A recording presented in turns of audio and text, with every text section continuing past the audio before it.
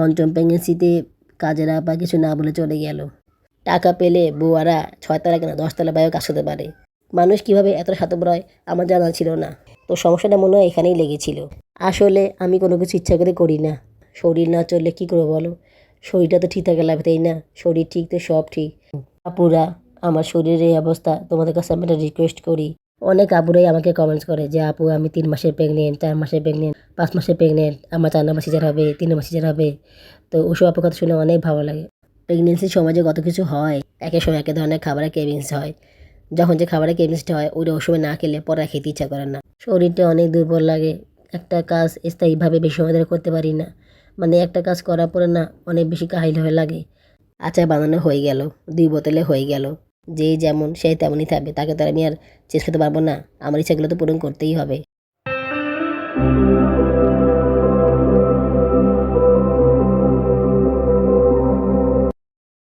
আসসালামু আলাইকুম। আমার চ্যানেল এবং পেজে তোমাদের সবাইকে স্বাগতম জানাচ্ছি। তোমরা সবাই কেমন আছো?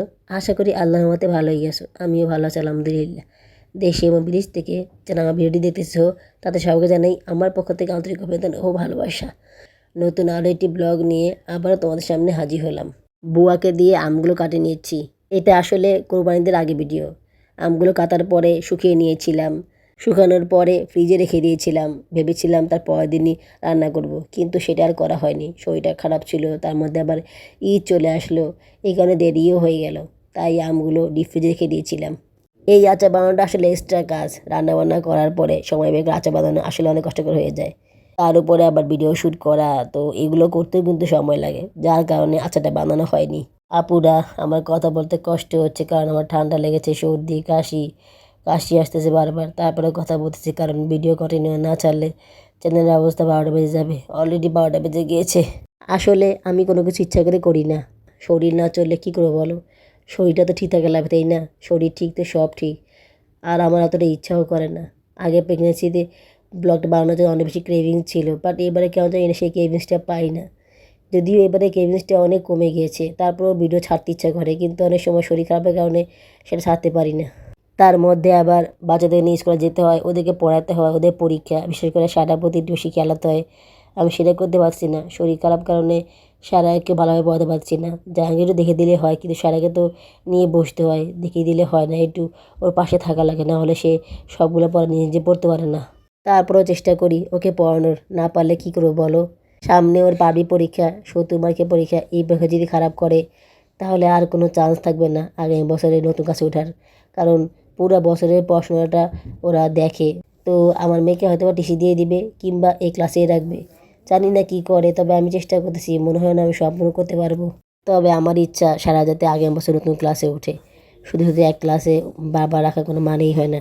হ্যাঁ, যদি সে সবগুলো পড়া ভালোভাবে কভার করতে পারে, রিকভার করতে পারে, পড়াশোনা বুঝে, তাহলে ঠিক আছে।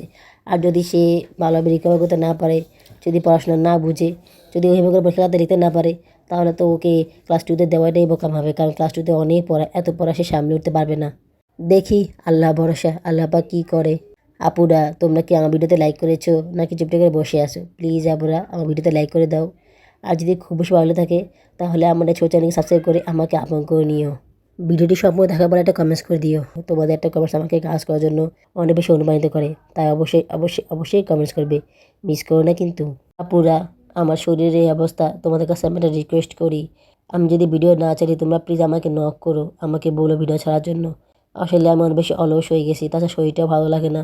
ভিডিও এডিট করতে অনেক কষ্ট হয়, বাবা শুধু ঘুম আসে, তারপরেও কষ্ট করে করি। কিন্তু তোমরা যদি আমাকে বাবা নক করো তাহলে আমি ভিডিও এডিট করতে পারবো, ভিডিওটা তাতে ছাড়তে পারবো। তোমরা কি চাও না আমি কন্টিনিউ ভিডিও আপলোড করি? আমার চ্যানেলের ভিউজটা আবার কমে গিয়েছে। কত আর ভিউজ ঠিক হবে বলো? বারবার ভিডিও না ছাড়লে, বেশি গ্যাপ পড়লে তো ভিউজটা ডাউন হবেই, এটা তো স্বাভাবিক, তাই না? কী যে করব, সব কিছু মিলিয়ে আসলে কুলিয়ে উঠতে পারি না। এই কাজ সেই কাজ, এই ঝামেলা সেই ঝামেলায় পড়ে যাই, এদিকে আবার টেনশনে পড়ে আসি। ডাক্তার দেখাবো কবে? বাবুরাবু ফাইনালি বলেছে যে আমাকে ডাক্তার দেখাবে। উনি বলেছে টাকা পয়সা ম্যানেজ করে আমাকে নিয়ে যাবে। কারণ ডাক্তার কাছে যাওয়ার আগে রিপোর্টগুলো করাতে হবে। রিপোর্টগুলো করাতে অনেক টাকা লাগবে। তাছাড়া এখন তো নর্মাল স্ক্যান করলে হবে না, অ্যানামিল স্ক্যান করতে হবে, যেহেতু 5 মাস হয়ে গেছে। তো সেই ক্ষেত্রেও তো খরচ বেশি হবে। যাক, উনি যে রাজি হয়েছে, উনি যে বলেছে ডাক্তার দেখাবে, এতেই আমি অনেক খুশি। কারণ মাঝখানে উনি বলেছিল যে উনি ডাক্তার দেখাবেন, অনেক চেঁচামেচি করেছিল। তো ওনার সাথে আমার অনেক ঝগড়া হয়েছিল এটা নিয়ে। আসলে উনি রাজি হবে, ওনার রাজি না হওয়ার কোনো উপায় নেই। শত হোক বাচ্চা তো ওনার, তাই না? সেইটা তো আর উনি ডিনাই করতে পারবে না। তাছাড়া আমার কিছু হয়ে গেলে আমার বাকি বাচ্চাদের কী হবে এটা উনি ভালো করেই জানে। তো আমার সকল চিকিৎসা উনি করাবেন, একটু অথবা ঢিলামি করে বা চিড়িচিড়ি করবে, কিন্তু সবগুলোই করাবেন ইনশাল্লাহ। আমগুলো কেটে হলুদ লবণ মিশিয়ে খাটের উপরে চাদর বিছিয়ে শুকাতে দিয়েছি। আমগুলো আসলে বেশি ছোটো ছোটো পিস হয়ে গিয়েছে। আসলে আমি বুঝতে পারিনি, মানুষ কেটে কাটালে যা হয় আর কি। উনি ওনার মতো কেটেছেন, আমি আসলে ওনাকে বুঝিয়ে বলতে পারিনি, বা ওনার কাটা দেখে মনে হয়নি যে বেশি ছোটো হয়ে যাবে, কিন্তু এখন মনে হচ্ছে যে একটু ছোটোই হয়ে গেছে, আর একটু বড় করে কাটা দরকার ছিল। যাই হোক, এবার যে বানাতে পারতেছি এটাই তো বেশি। গুড়ের আচার বানাবো, যার জন্য অনেক কিছু ম্যানেজ করতে হয়েছে, অনেক সময় লেগে গিয়েছে। তারপরে যে আচারটা বানাতে পারতেছি এটা অনেক বেশি কিছু। আসলে বুঝছো, অনেক কিছু করতে ইচ্ছা করে, সময়ের হবে, টাকা পয়সার হবে, সব কিছু করতে পারি না। এই যে আমাদের হতে তুলে আচার বানাতে ইচ্ছে করে, চাঁদা আচার বানাতে ইচ্ছে করে, কিন্তু আসলে টাকা লাগবে প্লাস সময় লাগবে, এসব কারণে আর করতে পারি না। আমার তো ইনকাম নাই যে আমি চাইলেই সব কিছু কিনে আনতে পারবো। বাবুরা বোধ এসব জীবনে এনে দিবে না, নিজের টাকা দিয়ে কষ্ট করে এগুলো বানাতে হবে। আর নিজের টাকা দিয়ে বানাতে গেলে অনেক কষ্ট হয়ে যায়। একটু লাল চা খেতে পারলে ভালো হতো, কিন্তু লাল চা এখন বানিয়ে খেতে গেলে অনেক দেরি হয়ে যাবে, আবার রান্না করতে হবে। বাবুরা চলে আসবে আজকে রবিবার, তো তাড়াতাড়ি করে কাজ সারতে হবে, কালকে আবার সকালে ওদের স্কুল আছে। কাঁঠালের বিচি ছিল, সেগুলো ভেজে নিচ্ছি। বাচ্চারা কাঁঠালের বিচি খেতে খুব পছন্দ করে, আমার কাছেও খুব ভালো লাগে, কিন্তু জুনেনা এবং সাউদা পছন্দ করে না। জুনেনা যাও একটা একটু খায় বা মুখে দিয়ে চাবায়, কিন্তু সাউদা তো ধরেও দেখে না। দুপুরবেলা কাজের আপা আসলে তাকে দিয়ে আমগুলো কাটিয়ে নিয়েছিলাম, তো আজকে আর নাস্তা বানিয়ে খাওয়া হয়নি। ভেবেছিলাম আগে নাস্তা খেলে শরীর খারাপ হয়ে যাবে, তারপরে আর আমি আচার বানাতে পারবো না বা বুয়াকে দিয়ে কাটাতে পারবো না, এই কারণে আর কোনো নাস্তা খাইনি। নাস্তা খাবো কীভাবে, নাস্তা তো ছিলই না। বাবুরা বুক আগে হাতে পাস্তা এনেছিল, তো সেগুলো এখন রান্না করে নিচ্ছি। ঠিক করেছিলাম যে আম আচারটা বানিয়ে তারপরে পাস্তাটা খেয়ে নিব, কিন্তু সেটা আর হলো না। দেরি হয়ে গেল, রান্না করতে হবে, এই কারণে আর আম আচার বানানো হয়নি। পাস্তাটা রান্না করে খেয়ে নিয়েছিলাম। তারপরে অ্যাজ ইউজুয়াল খাওয়ার পরে শরীর আরও খারাপ হয়ে যায়, মাথা ঘোরায়, কিছুক্ষণ শুয়েছিলাম। এরপরে অনেক কষ্ট করে উঠে রান্নাবান্না করলাম। আমার শরীর বুঝছো ভিতরে ভিতরে গরম, ভারী কিন্তু গরম না। কাশি হইতেছে অনেক, হাঁটতে পারতেছি না, হাঁটতে কষ্ট হচ্ছে, খাবারের রুচিও তেমন নাই।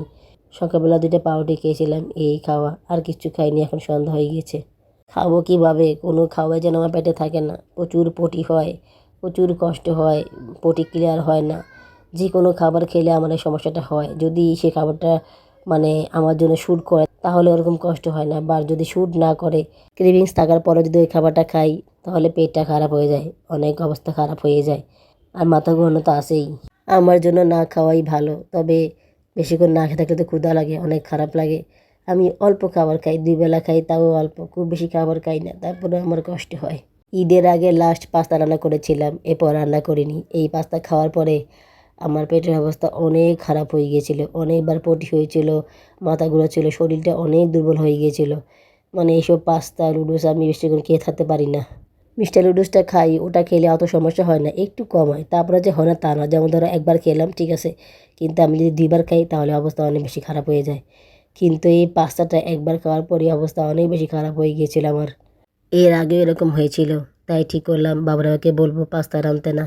পাস্তাটা খেলে আমার অবস্থা অনেক খারাপ হয়ে যায়, শরীর খুব দুর্বল হয়ে যায়, মাথা অনেক ঘুরায়। একটা আপু আমাকে কমেন্টসে বলেছিল যে গ্যাসের লাইন এসেছে। হ্যাঁ আপু, আল্লাহর রহমতে গ্যাসের লাইন এসেছে। ঈদের সময় থেকে লাইন এসেছে, এখন আর তেমনভাবে যায় না। এই আগের মতন সকালবেলা গ্যাস থাকে না, মনে করা যায় 11টা 12টা পরে গ্যাস অনেক কম থাকে, তারপরে আবার 2টা 8 বা 3টার সময় গ্যাস থাকে, মানে আগে যেভাবে থাকতো সেভাবেই আসে। একদম যে বন্ধ, একদম যে গ্যাস নেই এরকম না। আসলে আমার জন্য এরকম হলেও চলে, আমি তো দুবেলা রান্না করি না, তো সেক্ষেত্রে আমার কোনো সমস্যা হয় না। তো গ্যাসটা সবসময় ইউজ করা হয়, তবে সকালবেলা দেখা যায় যে যখন গ্যাস থাকে না বা কম থাকে, তখন আসলে দ্রুত কাজ করার জন্য সিলিন্ডার ইউজ করি। আবার 2টা চুলা লাগলে তখন ইট চুলা ইউজ করি, তবে এগুলো খুব কম ইউজ করা হয়। কম করলে কি হবে, প্রতিদিন এগুলো মশা হয়, প্রতিদিনই সিলিন্ডার চুলা ইট চুলা মুছে রাখি। এখন অবশ্য কষ্টটা অনেক কমে গিয়েছে, কারণ গ্যাসের চুলায় তাড়াতাড়ি করে দ্রুত রান্না করা যায়, তাড়াতাড়ি করে কাজ সারা যায়, যেহেতু একসাথে 2 চুলা আছে। তো সিলিন্ডার চুলা আর ইটের চুলার মতো তো আর ভিন্নভাবে নাই যে সময় লাগে।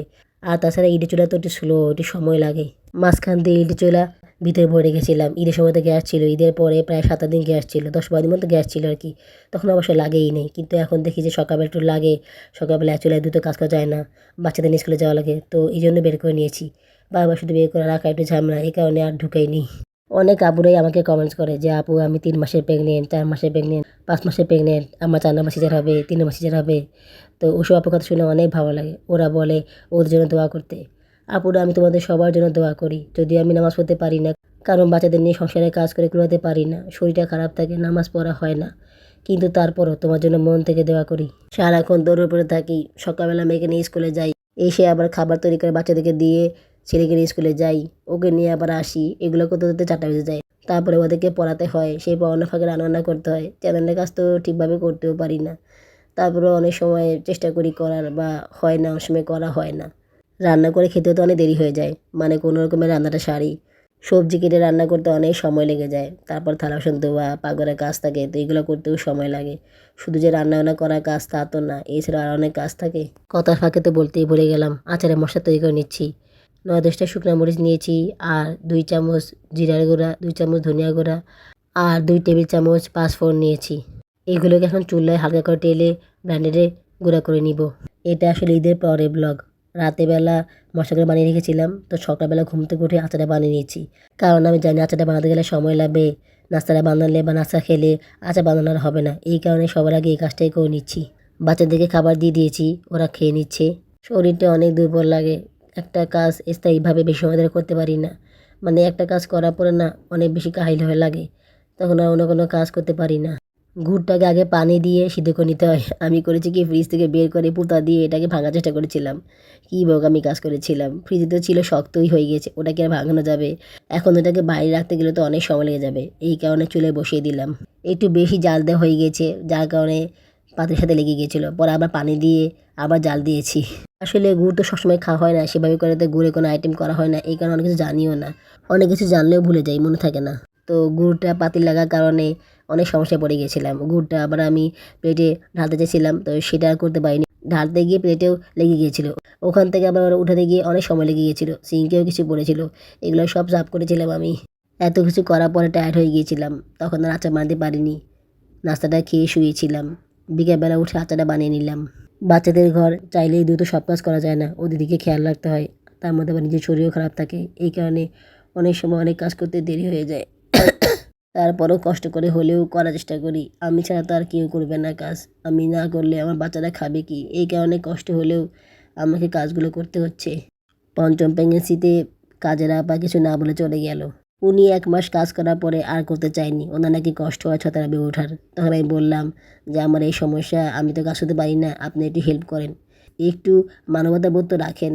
আমি একা কাজ করতে পারি না, আপনার তো কাজ করতে কষ্ট হয় না, আপনি তো অনেক কম সময় কাজ করেন, আধা ঘন্টা লাগে না আপনার কাজ করতে, 5 মিনিটের মধ্যে কাপড় চোপড় ধোন, অল্প করে কাপড় চোপড় ধোন, কোনো রকমের ঘরটা মুছেন, আমি তো আপনাদের কিছুই বলি না, আপনি একটু কষ্ট করে কাজটা করেন, অ্যাটলিস্ট কয়েকটা মাস করেন। যদি খুব বেশি কষ্ট হয় তাহলে আপনি একদিন পর পরে আসেন, কাপড় চোপড় একটু বেশি করে ধুয়ে দিয়েন। উনি এতেও রাজি না, বুঝছো? তারপরেও উনি রাজি হয়েছিল, বলেছিল যে কাজ করবে, কিন্তু ওনার মনে যে কী ছিল সেটা তো আমি জানি না। উনি যদি একটু সময় নিয়ে শুদ্ধভাবে কাজগুলো করতেন তাহলে আমি ওনাকে আর কিছু টাকা বাড়িয়ে দিতাম, যদিও এই টাকা দিতে আমার কষ্ট হয়ে যাচ্ছিলো, বাবুরা এমনিতে রাজি না বউ রাখার। তারপর আমি ওনাকে বলে ম্যানেজ করে দিতাম, কিন্তু ওনার কাজটা না আমার একটুও পছন্দ না, বুঝছো আপুরা? মানে কোন রকমের কাজ করে, কাপড় চোপড় একটুও পরিষ্কার হয় না, ঘর কোনো রকমের মুছে ময়লা রয়ে যায়, তারপর আমি কিছু বলি না, নাই মাথায় কানা ভালো, করুক, আমি তো সেটাও করতে পারি না।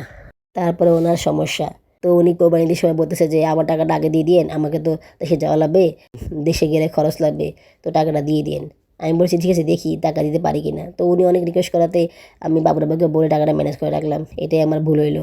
আমি যদি ওনাকে হাফ টাকা দিতাম তাহলেও হইতো, আমি ওনাকে ফুল টাকাই দিয়ে দিয়েছিলাম। 28 তারিখে কোরবানি ঈদ ছিল, 28 তারিখের দিন থেকে উনি আর আসেনি। ঈদের আগের দিন এসেছিল, তো আমি আবার বাইরে গিয়েছিলাম চাচারের কট কিনতে, যার কারণে উনি এসে ফিরে গিয়েছিলেন। তারপর আমি ওনাকে ফোন দিই, ফোন দেওয়ার পর উনি আসেন, আসার পরে অল্প করে 4-5টা গামছা চোখ কোনো করে ধুয়ে উনি কোনো রকমের ঘরটা মুছে চলে যান, বলতেছেন যে আমি কালকে আসবো, ঈদের দিন আসবো, তখন একটু কাজ করে দিব। তখন আমি বললাম এই দিন কি আপনি কাজ করবেন? বলছে সমস্যা নেই, আমি একটু কাজ করে দিব, আর আপনি বেতনটা দিয়ে দিন। তো বাবু তো আস্তে আস্তে রাত হয়ে যায়, তো উনি আসার পর টাকা দিলে সে টাকা তো ঈদের দিন ছাড়া দেওয়া যাবে না, এই কারণেই উনি বলেছিল যে ঈদের দিন আসবেন। ওনার সেই আশা, ওনার আস্তে আস্তে রাত হয়ে গেল। আমি ওনাকে বলেছিলাম সকালবেলা ফার্স্ট আওয়ারে এসে টাকাটা নিয়ে যাইয়েন, আমি একটু বাইরে বের হতে পারি, কিন্তু উনি আমার কথা শোনেনি, উনি আসছে বিকেলবেলা বা বিকেলবেলার আগে এসেছিল। বাসা থেকে বের হওয়ার পরে আমি ওনাকে ফোন দিয়েছিলাম, কিন্তু উনি আমার ফোন ধরেনি। তো আমার আর কী করা আছে, উনি এসে ফিরে গিয়েছিলেন, তারপরে আবার সন্ধ্যার পরে আসলেন, তখন আর কোনো কাজ করেননি। বাবার বলছে যে হ্যাঁ বুয়া কি ঈদের দিন কাজ করে নাকি? তুমি বুয়াকে বলতেছো কাজ করতে। আমি বললাম উনি বলেছেন যে কাজ করবে। আমি বললাম দেখেন আব্বা, কাপড় চোপড় অনেক জমে গেছে, বাচ্চাদের কাপড় তো ধোয়াই লাগে, আমি তো ধুতে পারি না, আপনি তো অল্প কাপড় ধুয়ে দিয়েছেন, আপনি যদি কালকে এসে একটু কাপড়টা ধুয়ে যান তাহলে অনেক ভালো হতো। তো উনি বলছে ঠিক আছে আমি কালকে এসে কিছু কাপড় ধুয়ে যাবো নি, তারপরে আমি দেশে যাব। এই বলা পর্যন্তই শেষ, উনি আর আসেনি। আসলে উনি ঈদের দিন অন্য বাসায় কাজ করেছিলেন, যে বাসায় টাকা বেশি দেয়, 7,000 টাকা দেয়, ওই বাসায় উনি সকালে নাস্তা বানান, দুপুর রান্না করেন, এই সব কাজ করেন। তো ওখানকে আবার গরু কোরবানি দিয়েছিল, তো উনি সকাল থেকে বিকাল পর্যন্ত গরু কোরবানির কাজে ব্যস্ত ছিলেন, যার কারণে আসতে পারেননি। সেটা আমাকে বললেই পারতেন, সেটা তো আমাকে বলেননি। আসলে উনি জানতেন যে উনি আসতে পারবেন না, উনি ইচ্ছা করে এই কাজটা করেছেন, বুঝছো আপুরা। যাক, ওখানে ওরা ওনাকে 1,000 টাকা দিয়েছে মাংস কাটার জন্য, তারপর আবার 5 কেজি মাংস দিয়েছে, আর অনেক কিছু দিয়েছে। টাকা পেলে বুয়ারা 6 তলা কেনা 10 তলা বাইরেও কাজ করতে পারে। তো টাকা বেশি দিলে কাজ করবে। ওদের কাছে এখন 1,000 2,000 টাকা কোনো ব্যাপার না, বুঝছো। এই টাকা ওদের কাছে এখন হাতের ময়লা। উনি আমাকে বলতে পারতো যে আমি আর কাজ করবো না, বা আমাকে একটা কাজের লোক জোগাড় করে দিত, উনি সেটাও করলো না। উনি টাকাগুলো নিয়ে চলে গেলেন। উনি দেখলো যে আমার কাপড় চোপড় জমে আসে, আমি কাপড় ধুতে পারি না, আমার এই অবস্থা। উনি কিভাবে পারলো এই কাজটা করতে? মানুষ কিভাবে এত স্বার্থপর হয় আমার জানা ছিল না। আমি আবার বাবুরাবুকে বলে ওনার জন্য আরও 200 টাকা বসে নিয়েছিলাম, যে উনি কষ্ট করে কাজ করছেন, উনি ঈদের এসে কাজ করবেন, ঈদের পরের দিনও কাজ করে যাবেন, তো ওনাকে 200 টাকা দেই। কিন্তু ওনার এসব ব্যবহারের কারণে সে টাকাটা দেওয়া হলো না। আসলেই তো না, উনি একেবারে লাপাত্তা হয়ে গেলেন। উনি বলেছিলেন দেশ থেকে আসতে 5-7 দিন লাগতে পারে, 7 দিন পরে উনি আসবেন কাজ করতে। মেনে নিয়েছিলাম, কিন্তু উনি আর আসেনি। ওনাকে ফোন দিয়েছিলাম, উনি বলতেছে যে আমি দেশে বাড়িতে এখন আসিনি। পরে বললাম আপনি তো দেশে বাড়িতে না, আপনি তো ঢাকায় চলে এসেছেন। এই কথা বলার পর উনি ফোন কেটে দিয়েছেন। আসলে ওনার প্ল্যানই ছিল উনি ঈদের পর আর কাজ করবেন না। তাছাড়া আরেকটা সমস্যা আছে, সেটা হচ্ছে আমি যখন স্কুলে যাই তখন উনি কাজ করতে পারেন না, কারণ ওই সময় আমি ঘরটা তালা লাগিয়ে দিয়ে যাই। তো ওনার ভরসায় তো আমি ঘরে চাবি ওনাকে দিয়ে যেতে পারবো না, বা ওনার ভরসায় আমি খুলে রেখে যেতে পারবো না, বাচ্চারা একা ঘরে আছে। তাছাড়া ওনাকে আমি চিনলেও ওনার বাসা তো আমি চিনি না, ওনার কোনো আইডেন্টিফিকেশন আমার কাছে নেই। সকিনা হলেও কথা ছিল, তো উনি তো আর সকিনা না। তারপরও সকিনা হলে আমি এই কাজটা করতাম না, কারণ কার মনে কী আছে এটা তো আমাকে বলতে পারি না। আমার 4টা বাচ্চা, ওদেরকে তো আমি আর রিক্সে ফেলে যেতে পারি না। বাসায় তালা লেগে যায়, তারপর টেনশন থাকি। এর মধ্যে আবার যদি বুয়াকে চাবি দিই, বা বুয়ারা যদি ভিতরে ঢুকে কাজ করে, তখন তো আরও বেশি টেনশন থাকবো। তাছাড়া বুয়ারা তো ঠিকমতো কাজও করে না। দেখা গেলো যে বাচ্চারা বাসা থেকে বের হয়ে যায়, জুনের না তো দরজা খোলা পেলেই বের হয়ে যায়, সাওদাও বের হয়ে যায়, সায়রাও ওদের সাথে বের হয়ে যায়।